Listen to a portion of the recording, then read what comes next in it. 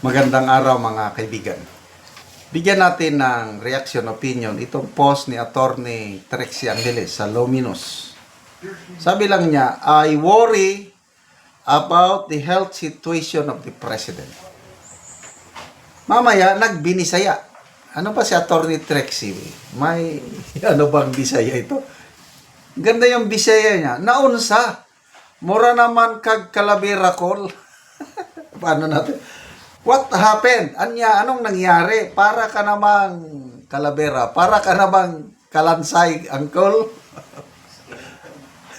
Skeleton. Kasi payat na eh. Yung mga picture ng presidente na makita mo, ang liit na nang dito eh. Pumapayat talaga. Naunsa, mura naman kag Calavera call. Ayaw ana ba? Huwag kang ganyan. Tapos, kay bata, para ba ka? Unya buutan, pagyud ka, ayo ka? Kay bata ka pa daw. Tapos, buutan, mabait ka pa daw. Agay! Agay! Aray! Agay! Tapos, dinagdagan pa sa comments. Simba ko lang. Pod, taon ginoko, ipalayo ang wati. Simba ko, ano ba? Nakunod. Huwag sanang mangyari kanang simba ko. In taon, ginoko, nakunod, the Lord, please lang, huwag naman, ipalayo. Ipalayo yung wati, yung mga worms. Ano yung worms? Yan na yung kakain sa katawan pag nailibing, di ba ganon? Palayo ang wati. Tapos dagdag pa, ay kay kuwang pagpirma. Huwag mo na! May isa pang hindi nakapirma. Sino bang kulang na lang ng pirma? Ay, nako.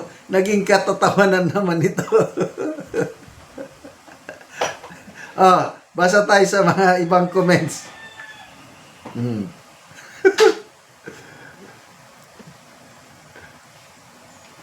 Fernando Tagle, I like your Bisaya words, attorney. First time kong makabasa ng post ni Attorney Trixie na nagbinisaya. Real ba siyang Bisaya o nagpatulong lang? Lolita Corimo, isa kawati na lang, kulang perma. Isang earthworm na lang, hindi nakapirma. Ipalayo in tawon.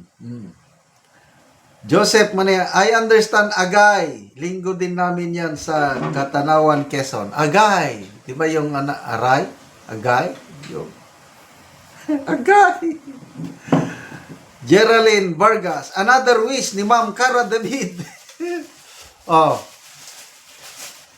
Yung anong nangyari kay late Congressman Ako. First time in history na nakita ko na dapat pag may public official na pumanaw na, makisimpatya, makiramay. Ibang-iba yung nangyari kay halos hindi ako makapaniwala. Dahil pag may ganyan na pumanaw na, condolence. Iba kay Poros halos lahat tumatawa, nagre-rejoice. So ang tanong, simba ko lang, may mangyari dito ngayon sa ano kaya ang reaksyon ng taong bayan? May bago lang ding pumanaw si Attorney Mark Jimenez ba yun, yung dating COMELEC spokesperson. Tinignan ko yung comments, halos lahat nakikiramay. Sabi ko, this man live a good life. Si late Attorney Mark Jimenez sa COMELEC. Wala akong nabasang masama laban sa kanya. Lesson learned sa atin. Yung buhay natin, bantayan natin para pag tayo ang pumanaw, huwag tayong pagtawanan. Rest in peace, sir, sabi nila kay Attorney Mark Jimenez. Very kalmado ito kung magpapaliwanag, sabi nila. I like this man. Simba ko lang, may mangyari. Napakapayat. dito. Tapos yung bukol sa kanyang kiliran na kitang-kita no, sa isang public event niya last week ba yun?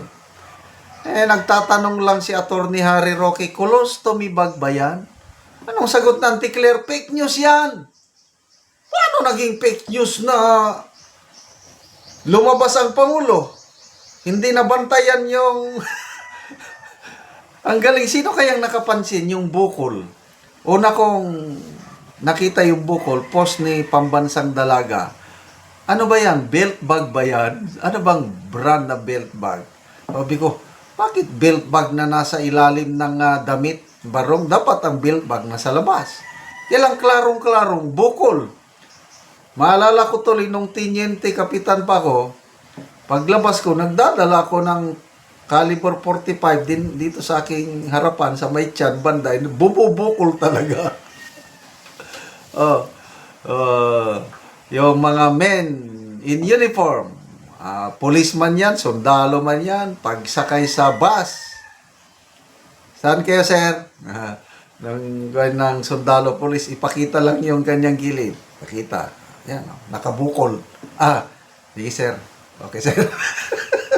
Yan, nakabukol eh. So, ang sagot ni Auntie Claire sana, ano yung bukol? Nagtatanong lang si Attorney Harry Roque. Pakisagot, Auntie Claire, colostomy bag ba? Fake news yan! Okay, sabi lang, hindi naman yung colostomy bag yan.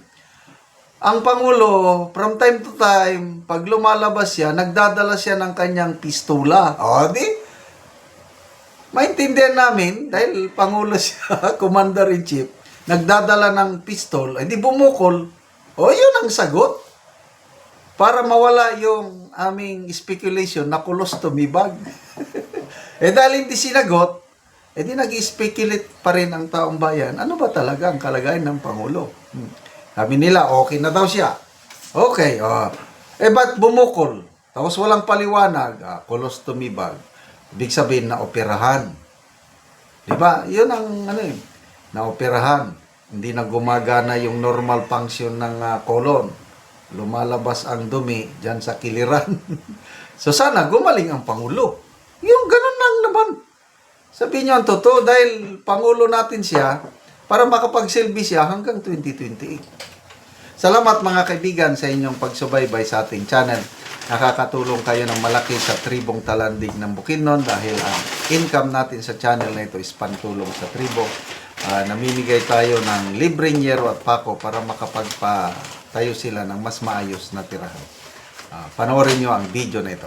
Ano ni ang natagaan na mo gero? So, Sinya gihatag ninyo sa hinabang.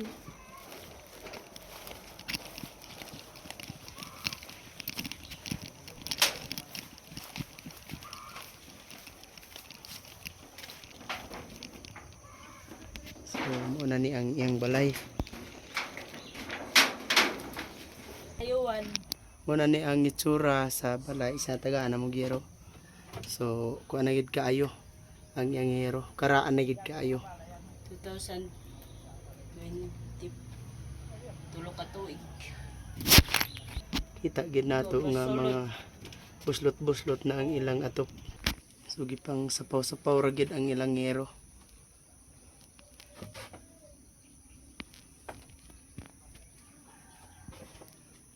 So, muna po ni ang ilang kahimtang, ang ilang mga kaldero na alang duha ka buk mga gagmay. Ug karon pila na ni katuig ang inyong balay nga inani na ang itsura sa inyong atop? Tulo ka tuig na. Tulo na katuig. So, kuan dugay-dugay na gyud.